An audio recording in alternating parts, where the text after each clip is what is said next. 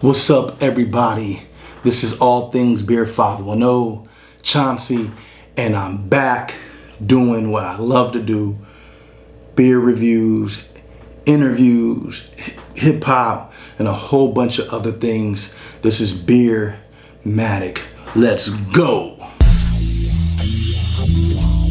Gotta live for today and forget about the past. Fighting with yourself, fighting with your life. What's up, everybody? And we are back with the first hip hop review that I have done since November of last year. I'll do another video talking about that, but I'm so excited. I'm so excited to be reviewing King's Disease 2. It was only last year that I started really doing hip hop reviews, album reviews, and I reviewed King's Disease 1, produced by Hit Boy, Nas, Queen's MC, one of the best MCs of all time, top 5, unbiased, my favorite MC ever. And King's Disease 2, we just gonna get right into it. Off the bat, I enjoyed this album more than King's Disease 1. I've listened to it since the release. I've probably listened to it in full maybe 6-7 times already. And it is an amazing, amazing album. I knew Hit Boy was a dope producer. King's Disease 1 was like, okay, Hit Boy is dope. I mean, I know he's done Watch the Throne, Nipsey stuff, and a whole bunch of other things. This is different. This marriage between Nas and Hit Boy is some of the most beautiful music pairing that I've heard in hip hop history. As far as one producer, one MC that did not grow up together.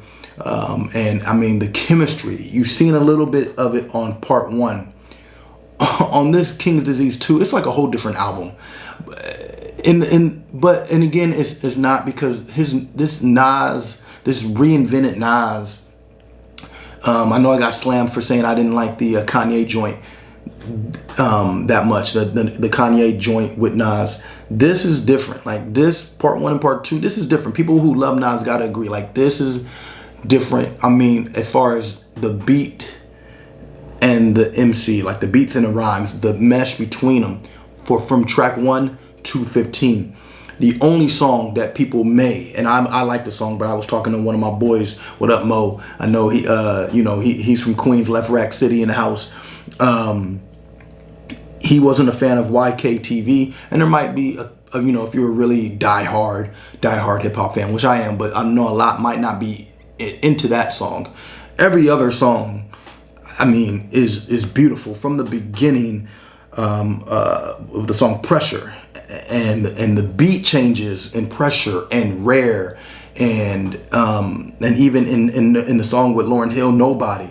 Like, just if we just want to talk about the beats for a minute, like every beat was perfect for Nas. Every beat was melodic, and the horns and the instrumentation, and just a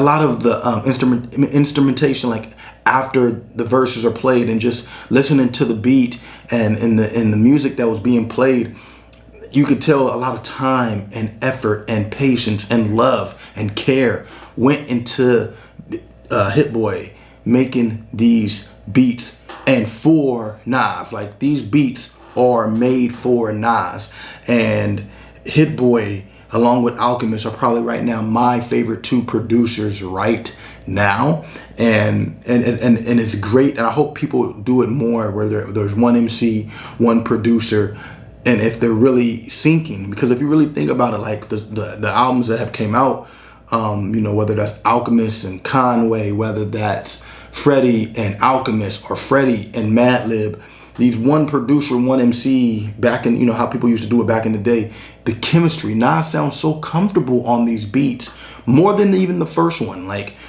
a lot of these instruments and horns and just all these beats that are on this album remind me of like a lot of Pete Rock stuff, like a lot of early Pete Rock, just real jazzy and smooth, and Nas just coasts and glides on the beat and beats, and does things to the beats that maybe any other MC, probably outside of Jay, can do as far as just how in the pocket he sounds rhyming and how comfortable he sounds. Like, he hasn't sounded this comfortable on beats, and I was maybe saying since it was written. I mean, as far as the consistency of just the beats.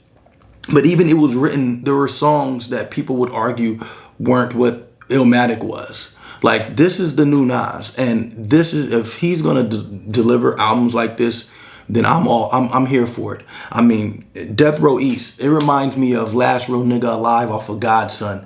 Just the story he painted and the time frame that he painted. He put you there in 95, 96. He put you there at the, MTV Awards.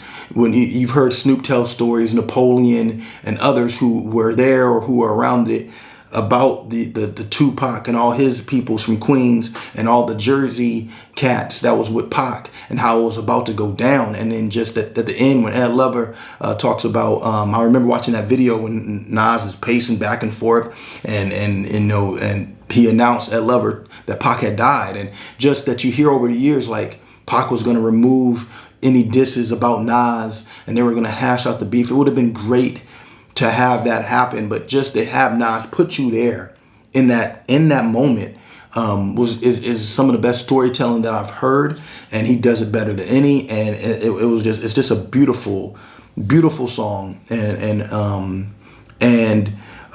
if anybody remembers Death Row East, I mean, that was a real thing. Like, he had the whole Duck Down, Smith and Wesson, and Buckshot, and stretches from the from the East Coast as well. And say what you say, but there's a lot of folks, like Nas said, that was rocking with Death Row.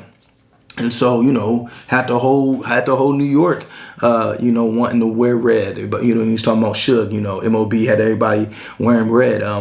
Yeah, I mean, that was a highlight for me. EPMD 2, shout out to Eric and Parrish, one of my favorite duos and groups of all time. I don't feel they get enough flowers. I would love to see them, if they haven't, on Drink Champs. If they have, just maybe a newer one, I would love to see them do a versus. I mean, I love Eric and Parrish. They have classic songs, debut classic, and I think sometimes they get forgotten about. And so it was great to hear them not only have a song named after them, but then also have it, they rapped and they sounded great. I mean, Eric had dope lines about Mike Pence with the with the fly on his head, and just it was a dope song.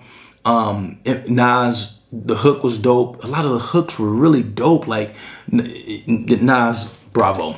Nas slaughtered his verse, and then everybody, the first time that Nas and Eminem have ever been on a song together, an official formal joint. And M did Eminem things on the beat. I mean, he paid homage to every dope rapper, from Big Daddy Kane to Rakim to L Cool J to Jay Dilla to MF Doom. He rest in peace DMX. He shouted out 50 Cent, said he had to call him because you just don't know when folks is not going to be here. So it was really a thoughtful verse from him too. I mean, I really liked what he did with that verse, paying the homage and calling the EPMD 2, and then him paying homage to all these great MCs. And he's, I think he's right there along with them. And then you have Rare, which is a video for Rare. That beat is ridiculous. The beat change in that is crazy.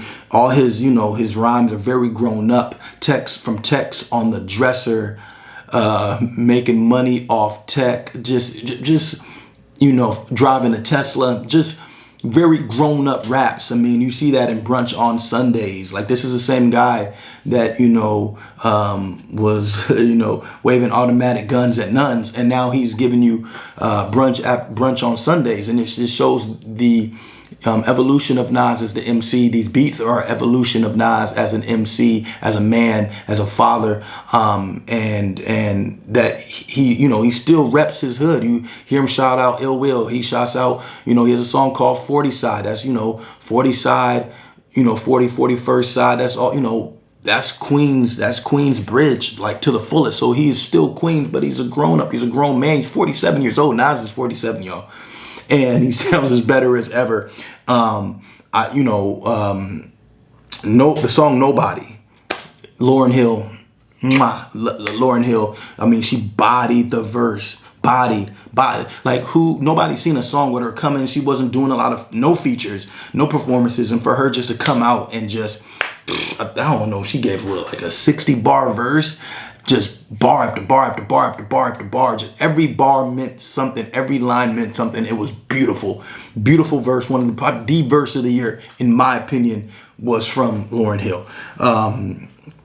Then, you know, shout out to Jansport J, a guy who's been for years grinding and doing incredible music and making incredible beats. And Jansport J is one of my favorite producers from California. When I was rhyming, I actually was privileged, and now, especially now looking back, to get a beat from Jansport J. I might play a clip of that in this review. But yeah, shout out to Jansport J. Just a great producer, and just really excited to see him get his shine. He produced Moments, and he produced another joint on this as well. So just really dope. I mean, the Count Me In, which is more of a darker beat than the other joints on the album, still blends with the album. I mean, the Charlie Wilson song, I mean, every song on the album is just amazing, and I feel like I'm ranting. I don't really have I don't have anything bad to say about the album. I just don't. I just think that this is Nas at his best. I think it's his best album since, oh man. I mean, you have Illmatic, it was written. You know, you have Stillmatic. I'm not gonna count Lost Tapes as, because that wasn't put together, so I'm gonna say that's one of his best, but I'm not gonna put that with the other albums. That's different. So if you take those three albums, I put this, you know, right there with those albums. Illmatic above and beyond. But then if you really think about it, Life is Good, which is amazing, and up till now was one of my favorite Nas albums, if probably my favorite in this decade, from 2010 to 2021. But Life is Good is great. I mean, but with a couple songs, the Summer on Smash and everything, wasn't a fan on that. But this, for at least right now, and I'll have to go back and do some listens, this is my top four, in the top four of Nas albums to me. I think it's better than Godson. I think it's better than, you know, the N album. I think is because it's just cohesive. It's a cohesive piece of work, and it's just beautiful, man. And Nas, just keep doing your thing. You gave us 2 albums in 2 years, and if you keep at this pace, man, I mean, yeah, you're just, you know, it's just beautiful, man. Shout out to Hit Boy. Shout out to Jansport J. Every song on the album is beautiful. Yeah, you know, just thank you, Nas. Thank you, everybody. I'm back. I'm doing album reviews. Kanye should drop soon. Alchemist and Bodie James is dropping. I'm not gonna go back and review albums from before, but some of my favorite albums, you know, West Side's dropping an album, but some of my favorite albums is, you know, my favorite album of the year so far is Sky Zoo and Lloyd Banks. Evidence dropped a dope album. Kanye had a dope project this year. So there's been a lot of dope projects this year. But Sky Zoo and Lloyd Banks are probably my top 2 favorites right now. So, guys, until next time, which won't be long, you know what I say. Peace and love, 100.